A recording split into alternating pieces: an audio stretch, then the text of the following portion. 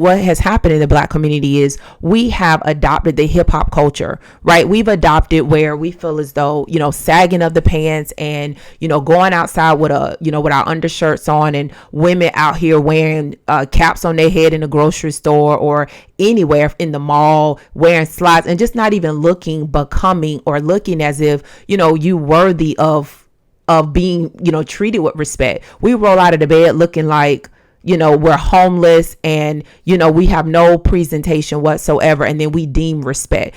And it's like, you know what? You have to know how to give it in order to receive it. Right. And if you are going to present yourself as just some flim flam, just looking all bummy, what do you really expect for folks to treat you like? Welcome back to my channel, you guys. Welcome if you are new here. Be sure to like, share, and subscribe. You all, I saw this Nick Fuentes interview. I saw his comments, and a lot of folks are trying to cancel him, right? Because of his quote unquote racist comments. And so, you know what? I am, as a Black woman, highly agree with a lot of what he's saying, but I really want to get and dig into the root cause of the matter. So let's get to it. God knows 31 reasons you were called to be a woman. The God, virtuous woman he needs. God knows 31 reasons. 31 reasons why. God knows 31 reasons you were called to be a woman. Now, when I came across this clip, I thought to myself, you know what? He's not naming the right type of people these are, right? In the Black community, we call these folks ninjas, right? This is not your average Black American that's working hard, accomplishing what they need to accomplish, setting a goal and getting it done, right? These are people that, unfortunately, that have lost their way somewhere along the lines, and have just really just gone downhill. Let's listen to this. Black people are not irredeemable, but there just needs to be brutal honesty. It's like, look, these Black people are really struggling and they're turning into these maniacs. It seems like they don't do anything right. They're obnoxious, they're rude, they're inconsiderate, aggressive, cruel. And, look, nobody hates Black people for being Black. If there are people like that, I think that's exceedingly rare. And I don't consider myself one of them. The reason that people have negative attitudes about Black people is because most people's interactions with Black people are negative. Most people's interactions with Black people is when you're stuck in traffic and you see a Nissan Altima speeding down the shoulder. And you say, what the f***? You're not supposed to do that. If everybody did that, it would just be another lane. And, not everybody can do that. But it's like these people have no respect for decorum. They think the rules don't apply to them. They have no respect for society. Let me stop right here because he is dead on about that Nissan. Listen, if you're going to be real, we keep it a stack on this channel. He is telling the truth about that Nissan, because that Nissan be following me around too. And I see that Nissan, it be ticking me off too. And it's funny because it's just what Black people be driving. Let's just keep it a stat. Let's be 100. Okay. And, it's not even about, folks not having no decorum or not really, having any respect. I just feel like people think they have the audacity to do certain things. I feel like folks are living in like, I dare you to do it. Forget all of this. I got somewhere to be. Where I got to be is much more important than where everyone else has to be. But the funny thing is, if the police were to stop them Black people in that Nissan, they're gonna swear the cop is being racist, right? Let's be real here. They're gonna swear up and down that, why are you stopping me? They're gonna be the most agitated, right? They're gonna be the most combative, right? And say, well, what you doing? Why are you stopping me? You're stopping me because I'm Black. And they're gonna go into that whole notion of pulling the race card. And so this is what he's talking about as far as no decorum, no couth, just doesn't have a clue of what you're talking about. And you do things, you create problems for yourself, and then you want to lay claim on racism. Let's finish this up. Like, that's their interaction is they are a waiter and they wait on a Black table and the Black people don't tip and they're rude. Like, that's most people's interactions. It's stuff like that.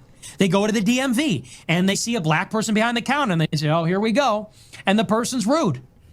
Now, it just goes to show people are not racist. It goes to show people don't like people that are rude. That people don't, it's unpleasant. People want to be treated with consideration and respect. And it is true that black people are, in this day and age, unfortunately, seem to have very low moral character. It's not even just the violence, although the violence is pretty striking. If you live your life and you know that you're going to be mugged by black people, it kind of colors your opinion or perception of black people, wouldn't you say? If 99% of the carjackings and stabbings and shootings that you see in Chicago are by black people, when you're walking down the street late at night, guess what you're looking for? Black people. And you equate that with danger. And it doesn't take a lot of them to spoil the whole bunch like that. And we just want black people to take accountability and say, look, I'm not a bad person. I'm not a bad person. It just seems that every time I encounter you people, for the most part, it's negative. And sometimes extremely negative, like I could get a gun in my face. You know? That's a problem. And people go, well, you are just loaded up with hatred and racism. It's like, I'm really not. I'm a really friendly person. I'm a really polite, friendly person. I give everybody a chance. But if I'm someplace and I see some black person walking in with their pants sagging and they can't articulate what their problem is or what they need, and they're rude and they're aggressive and I'm in fear for my life, like, yeah, I have a problem with all of that.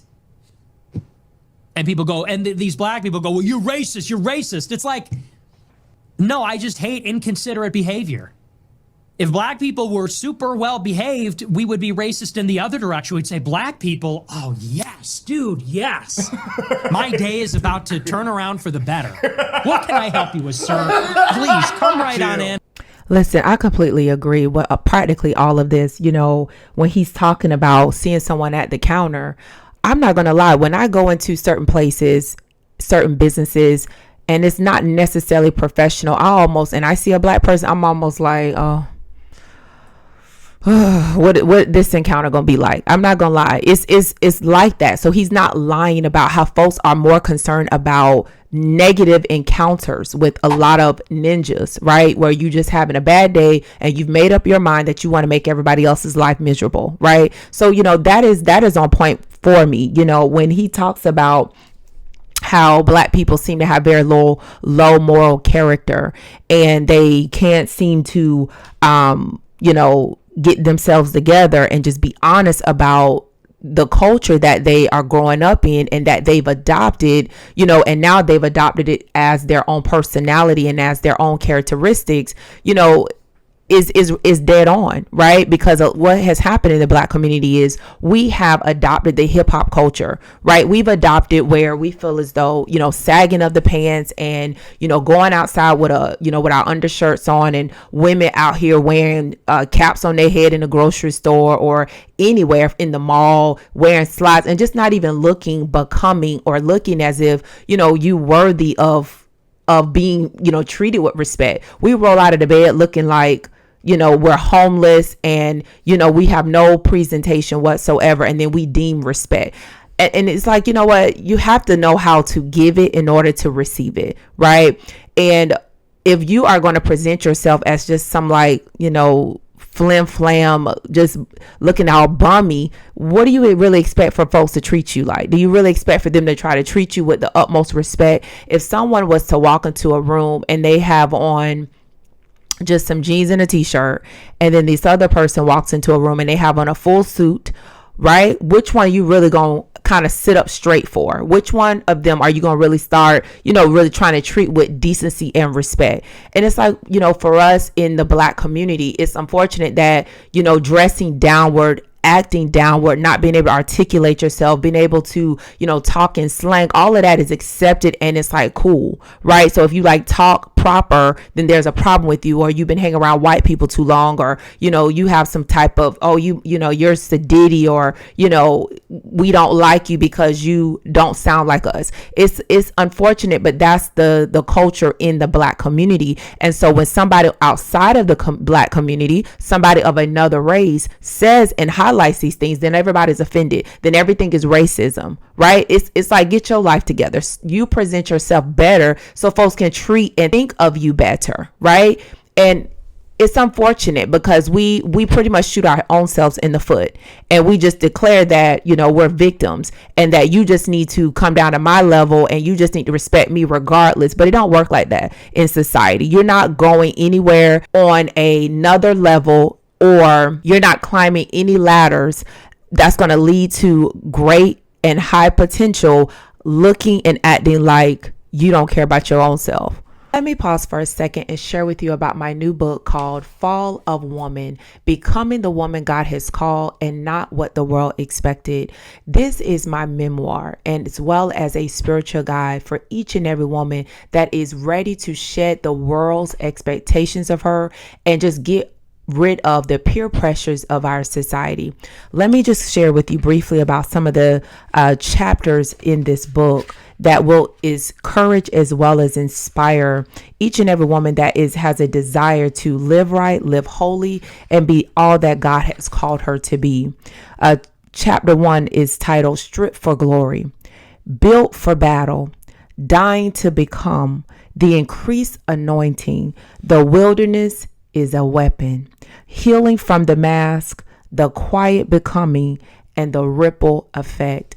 This book is my memoir, and I share in so many countless experiences that I've had where the Lord has really brought me through and brought me out and caused me to build character and not be a character. If you are a woman that is looking to be the better version of yourself and be the holy version that God has called, you want to grab this book. The link will be in the description, or go to my website, shop31reasons.org. Let's get back to the video. I will say that the speech impediments, the articulation, or, you know, coming off as if you're not intelligent, a lot of that has to do with our poor schooling, right? In the Black community. A lot of it is because Black people are programmed to vote Democrat, right? Vote for Democrat if you Black, right? Democrats are for the poor people, for the middle class, and so on. But what we fail to realize is Democrats are not even for school choice. They don't even want to give us an opportunity to allow our children to go to the better schools that will offer the better education, right? They don't want to give us an opportunity if we feel as though our child is better being homeschooled. But yet we vote into people in our neighborhoods, such as the city of Chicago he talked about, that has the high crime rate and being done by what? Black people. You know, we keep voting in these Democrats that's running down the city and just continuously allowing it to be impoverished, right? And Black people, once again, statistically are the number one folks going to jail, that are imprisoned, especially in Chicago, right? And, you know, when you, of course, if you know these statistics and you see this happening, of course, if you see a Black person, you know, and you're, as he stated, walking down the street, I don't know what you'll be doing walking down the street at night in a neighborhood such as that, as he mentioned. But if you see this sort of thing, of course, you're going to immediately think a Black person is going to mug you, rob you, hurt you in some form. So, you know, it's a lot of systemic culture that we have, that the Black community has adopted, and then a lot of it is just how we've been raised. We've been raised where we look up to the wrong individuals. We don't have fathers in the home. We're taught the baby daddy, baby mama lifestyle, and that's the style that we adopt. And although we see it don't work, we constantly hear women, Black women, complain about being a single mom and struggling and trying to go to school and all such as that. But yet we raise up the next generation to do the very same thing, and with no apologies, right? We're not even trying to encourage marriage. You know, we start entering into this whole feminist movement where folks are running around talking like they don't need a man.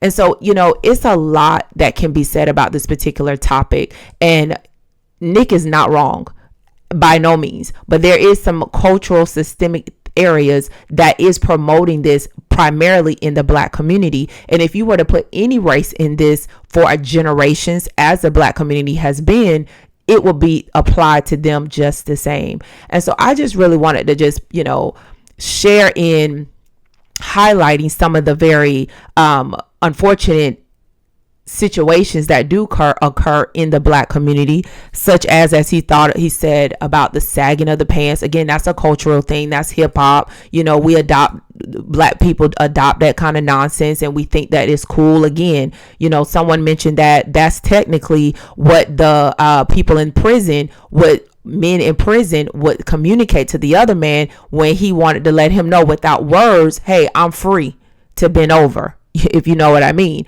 So, but then we adopted in the culture because the music and the videos showcase, yo, this is how you be cool, this is how you look tough. And then we just adopted, not even knowing the seriousness and the real reality behind those gestures. Then last but not least, a lot of our communities don't have good leadership. We just do not. We have backwards pastors. We have corrupt politicians. We have fake individuals that act like they, want to assist their community, but really they just robbing us of our hard-earned ends. And we just are completely ransacked, if we're just going to be frank. And we don't have common sense enough to know that we need to get out of that situation. We need to get some common sense. And we need to decide to vote a different way. We need to use discernment. And all of this God that's in the Black community somehow is lost in the South somewhere, is long gone and behind us, although most of us grew up in godly homes or going to church. And somehow that's the last thing that we seek as a source to get us out of our circumstances. Let me know what you think. What are your thoughts concerning this video? I know some of you are still in that brainwashed state, unfortunately for you.